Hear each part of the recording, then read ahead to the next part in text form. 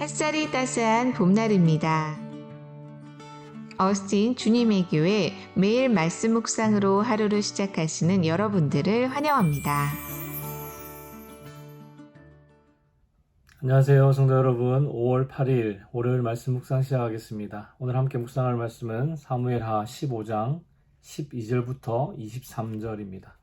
사무엘하 15장 13절부터 23절인데요. 읽는 것은 13절부터 16절까지 읽겠습니다. 사무엘하 15장 13절부터 16절입니다.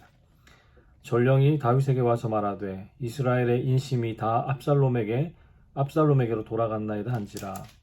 다윗이 예루살렘에 함께 있는 그의 모든 신하들에게 이르되 일어나 도망하자. 그렇지 아니하면 우리 중 한 사람도 압살롬에게서 피하지 못하리라.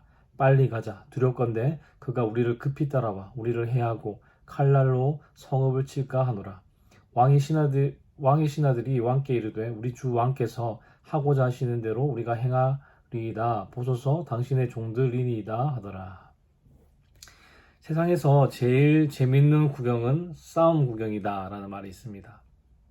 그래서 그런지 세상의 수많은 이야기 중에서 꾸준히 인기를 끄는 것이 바로 전쟁 이야기입니다. 저도 전쟁 영화를 굉장히 좋아하는데요. 고대 그리스와 페르시아의 전쟁부터 시작해서 또 로마 군대의 이야기, 또 중세 유럽에서 일어났던 전쟁들, 그리고 세계대전, 그리고 우리나라와 일본과의 전쟁, 그리고 6.25 전쟁 등 이런 전쟁들에 관련된 영화나 드라마가 굉장히 많이 나왔고 또 아주 재밌게 봤습니다. 연세가 70 중반 이상 되시는 어르신들은 6.25 전쟁을 직접 겪고 보셨던 분들이기에 전쟁의 그 참혹함과 또 전쟁 이후에 엉망이 된 그 세상 속에서 살아가야 하는 어려움을 너무나도 잘 아십니다. 그러나 지금 우리 세대는 전쟁을 겪어보지 못한 세대이기 때문에 전쟁을 재미있는 싸움 구경 정도로 생각하고 있지 않나 하는 생각을 해보게 됩니다. 오늘 본문을 읽어보니까 다윗과 그의 아들 압살롬 사이에 전쟁이 일어나기 일보 직전입니다. 다윗은 어릴 때부터 전쟁을 경험했고 또 이스라엘의 왕이 되는 과정에서도 이스라엘의 왕이 되어서도 많은 전쟁을 경험한 전쟁 베테랑이자 이스라엘의 전쟁 영웅입니다. 그에게는 뛰어난 군대 장관인 요압도 있었고 그와 함께 오랫동안 합을 맞추어 온 강력한 군대도 있었습니다. 다윗은 그들과 함께 주변 나라들을 모두 제압하고 태평천하의 시대를 살고 있었습니다. 그런데 예상치 못하게 다윗은 자기 아들 압살롬과 전쟁해야 하는 상황에 처하게 됩니다. 압살롬은 자기 여동생 다말을 겁탈했던 그 암논을 암살하고 그슬로 도망가서 3년 동안 망명 생활을 하고 있었습니다. 요압이 다윗의 허락을 받고 그를 예루살렘으로 데리고 왔습니다. 그러나 다윗은 2년 동안 압살롬의 얼굴을 보지 않았습니다. 사면은 시켜주었지만 복권을 시키지 않았습니다. 그러나 다윗은 압살롬이 참 보고 싶었습니다. 아무리 살인을 저질렀지만 거의 5년 동안 아들을 보지 못했는데 얼마나 보고 싶었겠습니까? 요압이 다시 한번 다윗에게 압살롬의 복권에 대해서 요청했고 결국 압살롬은 다윗 앞에 가서 절하고 다윗과 입을 맞추며 모든 일이 일단락 되었습니다. 압살롬이 다윗과 화해하고 복권되자마자 가장 먼저 한 일은 자기를 위한 사병을 모은 것입니다. 15장 1절에 보면 자기를 위하여 병거와 말들을 준비하고 호위병 50명을 세웠다라고 기록되어 있습니다. 병거와 마병은 왕의 지위를 나타내는 것이고 호위병 50명은 기본 어떤 병력 단위입니다. 개인 경호원이 아니라 전쟁을 위한 기본 법 단위의 병력을 갖추었다는 말입니다. 그리고 성문길 옆에 서서 다윗 왕에게 송사하기 위해서 오는 사람들을 붙들고 이렇게 말합니다. 성 안에는 너희들의 송사를 들어줄 사람이 없으니 내가 재판장이 되어서 너희들의 송사를 듣고 정의를 베풀겠다 이렇게 말합니다. 송사를 듣고 재판하는 것은 왕이 하는 일인데 압살롬이 직접 자기가 왕이라는 말은 하지 않았지만 그의 행동으로 속마음을 드러내기 시작했습니다. 압살롬의 말을 들은 사람들이 그의 외모와 또 신분을 보고 엎드려 절하려고 할 때 압살롬은 그들이 자기에게 절하지 못하게 하고 오히려 그 사람들에게 입을 맞추어 주었습니다. 백성들을 공감해주고 또 존중해주는 어떤 이상적인 왕의 모습을 보여줌으로써 백성들의 마음을 얻기 위한 그런 정치적인 행동이었습니다. 압살롬은 4년 동안 이 과정을 통해서 민심을 확보했습니다. 그리고 헤브론으로 내려가서 본격적으로 세력을 모으기 시작했습니다. 이스라엘 각 지파에 또 정탐꾼을 보내서 나팔 소리가 들릴 때 압살롬이 헤브론에서 왕이 되었다라고 외치라고 지시했습니다. 이것은 이스라엘에서 왕이 즉위할 때 행하는 의식이었습니다. 다윗의 전령이 압살롬의 반역 소식을 가져와서 이스라엘의 인심이 다 압살롬에게 돌아갔다고 말합니다. 이 말을 들은 다윗의 반응이 좀 의외입니다. 오늘 본문 14절을 다시 한번 읽어보겠습니다. 14절입니다.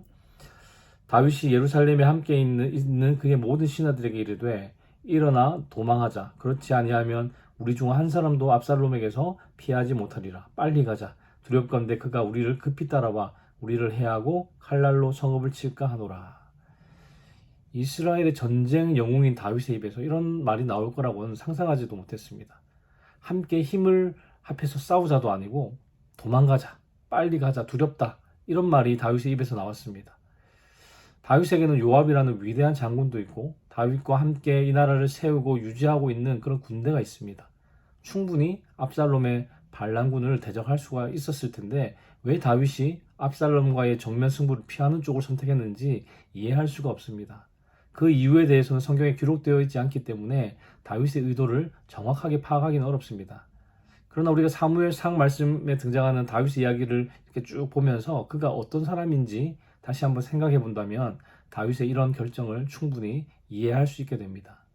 수많은 전쟁을 치루었던 다윗은 전쟁에 대한 명확한 이해가 있는 사람이었습니다.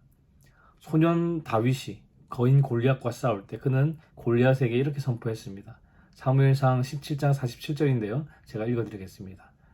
또 여호와의 구원하심이 칼과 창에 있지 아니함을 이 무리에게 알게 하리라.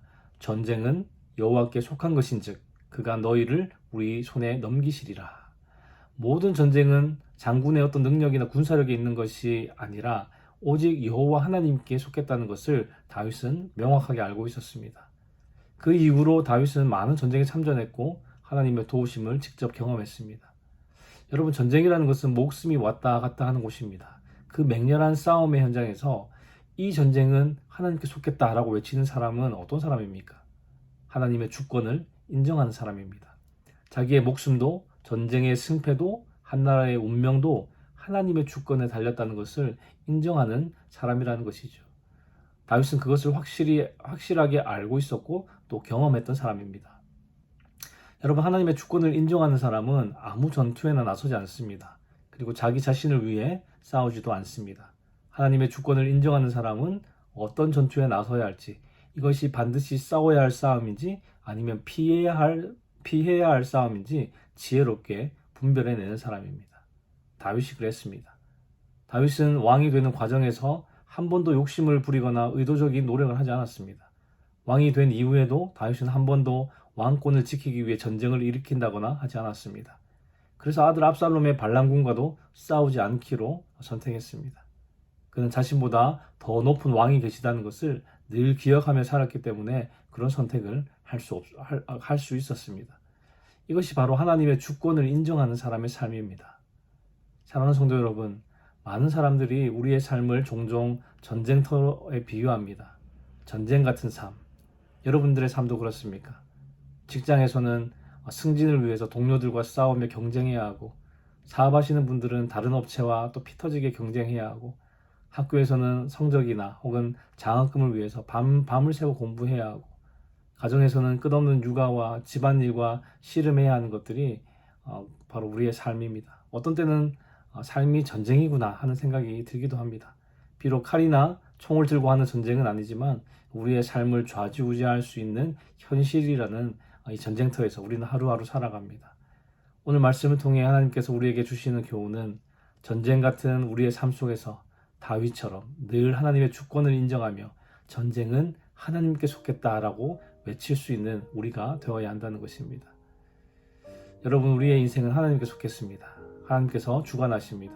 그 믿음으로 나아갈 때에 우리는 이 싸움이 내가 싸워야 하는 싸움인지 피해야 하는 싸움인지 분별할 수 있고, 나를 위한 싸움이 아닌 하나님께서 허락하시는 싸움을 싸울 수 있는 것입니다. 하나님께서 허락하시고 또 함께 하시는 싸움이라면 백전백승 아니겠습니까? 오늘 하루 그리고 이번 한 주간 전쟁 같은 현실 가운데 살아갈 여러분, 이 전쟁 역시, 이 현실 역시도 하나님께 속했음을 잊지 맙시다. 하나님께서 이 모든 것을 주관하심을 믿고 하나님의 주권을 인정하며 살아갈 때에 주께서 주시는 승리를 맛보며 살아가시는 저와 여러분 되기를 주님의 이름으로 축복합니다. 기도하겠습니다. 하나님 아버지 감사합니다. 오늘도 주님 앞에 나와 말씀과 기도로 한 주간을 시작하게 하시니 감사합니다. 하나님, 다윗이 원하기만 했다면 아들 압살롬과 전쟁하여 충분히 승리할 수 있었겠지만 그는 하나님의 주권을 인정하는 사람이었고 하나님께서 허락하시는 전쟁만 하는 지혜로운 사람인 것을 오늘 말씀을 통해 깨닫습니다. 싸움을 피해 도망간다는 것이 인간적으로는 왕으로서의 어떤 체면이 상하는 일이었지만 다윗은 항상 전쟁은 하나님께 속했다는 그 믿음으로 하나님을 우선하는 삶을 살았습니다. 주님, 오늘부터 이 한 주간 이 세상 속에서 또 전쟁 같은 삶을 살아가는 우리 성도님들을 기억하여 주시고 주님의 교회 모든 성도들이 하나님의 주권과 또 모든 전쟁은 하나님께 속했음을 인정하며 하루하루 살아갈 때에 주 안에서 승리할 수 있도록 인도하여 주시옵소서. 주님, 오늘 하루도 주께서 주시는 힘과 은혜로 살아가기 원합니다. 주의 도우심으로 승리하는 하루 되게 하여 주시옵소서. 감사를 드리며 예수 그리스도 이름으로 기도하였습니다. 아멘. 월요일 기도 제목으로 기도하겠습니다. 첫 번째, 하나님께서 허락하신 여러 가지 감사의 제목으로 기도하실 때에 우리의 가정, 교회, 생업, 학업, 건강 등 여러 가지 삶의 기회들을 감사하며 기도하기 원합니다. 두 번째, 한 주간 예수의 흔적이 있는 삶이 되도록 기도하실 때에 우리의 모든 삶의 터전에서 우리의 말과 행위를 통해 예수 그리스도가 드러나도록 기도하기 바랍니다. 세 번째, 코람데오, 즉 하나님 앞에서의 삶을 살 수 있도록 함께 기도하시기 바랍니다. 그리고 선교사님들을 위해 기도하실 때에 태국의 전운주 선교사님, 그리고 아프간의 임도마 선교사님, 브라질의 김창현 선교사님을 위해 기도하겠습니다.